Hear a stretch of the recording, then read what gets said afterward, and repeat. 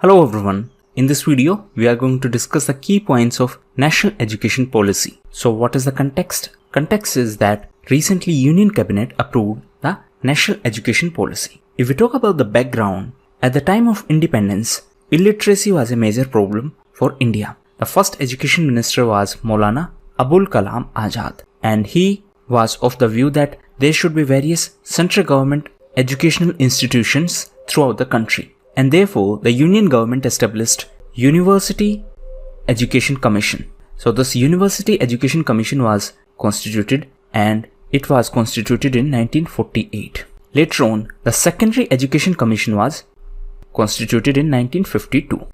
And subsequently, in the upcoming years, Kothari Commission was constituted. So it was the Kothari Commission on whose recommendation the then Prime Minister Indira Gandhi announced the first National Education Policy in 1968. So this is the brief background. Now, later this policy was changed in 1986 by then Prime Minister Mr. Rajiv Gandhi. And now, this is the third National Education Policy in 2020. So this is the brief background. And in this context, there were two important committees. One is TSR Subramaniam Committee and another one is Dr. K. Kasturi Rangan Committee. So these two committees are important. These two are related to the National Education Policy. Now let's discuss the key points of this National Education Policy. So from school education perspective, the goal is to ensure the universalization of education from preschool to secondary level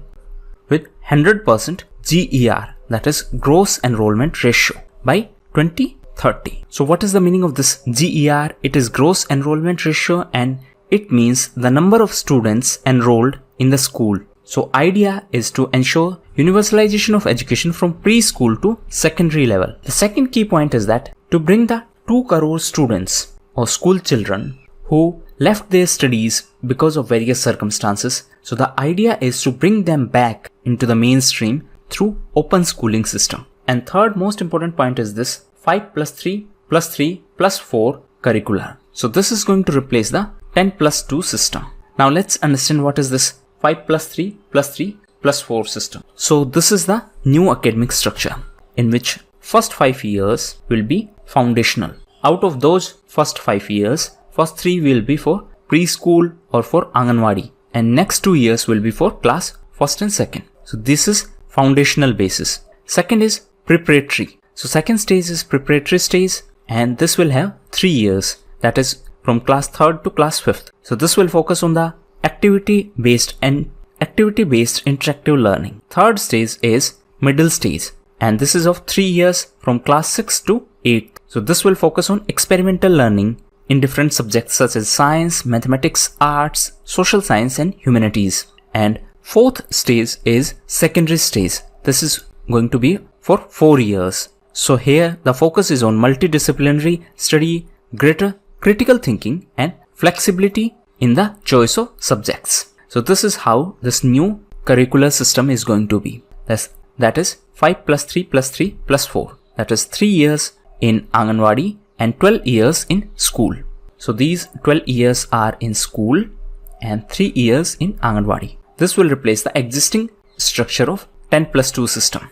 Apart from that, the board exams will be made easier, and the focus will be on testing the core competencies rather than checking the factual memory. And the students will be allowed to take exams twice. So the key points are focus on core competencies, and the students can take exam twice. Apart from that, there will be new accreditation framework, and this accreditation framework will focus on the school governance. So there will be an independent authority, and that is going to regulate both public and private schools. Apart from that, there is a provision of vocational training. What is the meaning of vocational training? That means training for the employment that prepare you for the job. So the focus will be on vocational training, and it will start from the class 6th itself. So this will be done through internships. In addition to that, the teaching up to at least grade 5 will be in mother tongue or in regional language, and no language will be imposed on the students. So the board exams are going to be more simpler. Focus will be on core competencies exams. That means students can appear in exams twice. There will be new authority to regulate public and private schools, and the focus will be on vocational training, and vocational training will start from class 6th, and till 5th grade the teaching will be in mother tongue or in the regional language. Then there will be NCFTE. What is NCFTE? It is National Curriculum Framework for Teacher Education. So this is going to be a framework for teacher education, and this will be formulated by NCTE in consultation with NCERT. What is NCTE? It is National Council for Teacher Education. What is NCERT? It is National Council of Educational Research and Training. So this is a framework for teacher education. And by 2030, the minimum degree qualification for teaching will be a 4-year integrated B.Ed degree. So these were the key points for school education. Now, for higher education, the GER target is to increase to 50% by 2035. So this is the GER target for higher education. What is GER? It is gross enrollment ratio.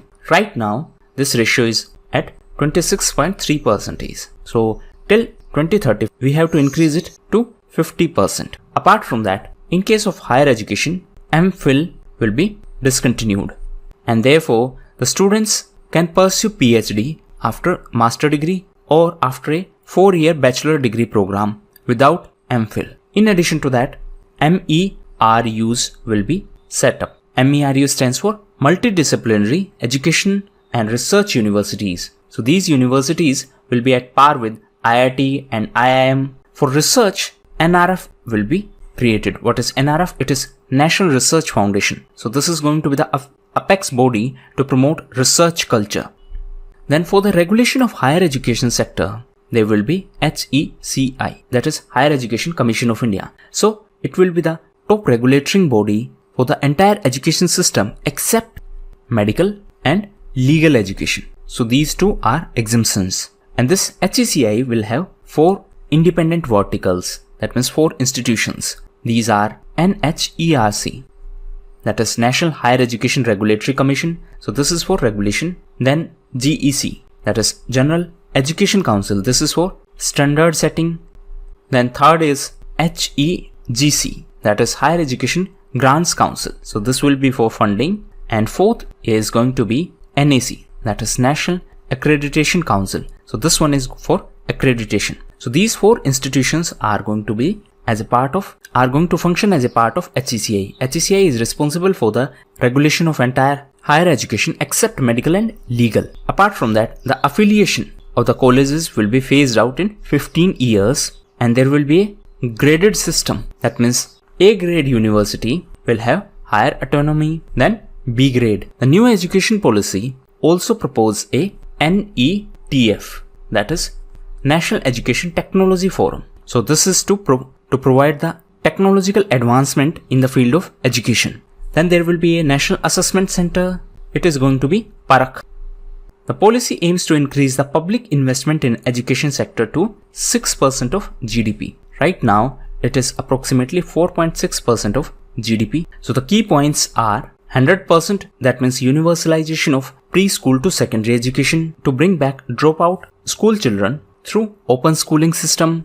Then there will be 5+3+3+4 curricular system. Then for board exams, they are going to be easier. Focus will be on core learning. For accreditation, there will be NAC. There will be independent authority to regulate both public and private schools. Focus will be on vocational training. Mother tongue will be important, and teaching will be done in mother tongue till 5th grade. Then there will be NCFTE. This is for teachers education. And by 2030, minimum degree qualification for teaching will be a 4-year integrated degree program. Then for higher education, the target is to increase GER to 50% by 2035. Right now it is 26.3%. Then there won't be any MPhil program, and there will be National Research Foundation to promote research. And there will be multidisciplinary education and research universities. Then to regulate the higher education sector, it is HECI, that is Higher Education Commission of India. So this will regulate entire higher education system except medical and legal. And it will have 4 vertical organizations, that is National Higher Education Regulatory Council for regulation, General Education Council for standard setting, Higher Education Grants Council for funding, and NAC for accreditation. The affiliation of the colleges will be phased out in 15 years, and then there will be a graded system, and the autonomy will be decided on the basis of these grades. Then to promote technology, there is NETF, that is National Educational Technology Forum. For assessment, there is going to be a PARAK. So this is National Assessment Center, and the target is to increase the public investment in education, and the target is 6%. Right now it is 4.6%. Apart from that, there are few other important points. For example, it also provides a way for foreign universities to set up their campus in India. It also provides for gender inclusion fund and special education zones for the disadvantaged groups. And last most important point is that MHRD, that is Ministry of Human Resource Development, will now be MOE, that is Ministry of Education. So these were the key points of this new national education policy. If this will be implemented properly, then it will have a great impact on our demographic dividend. So that was all for the day. Thank you.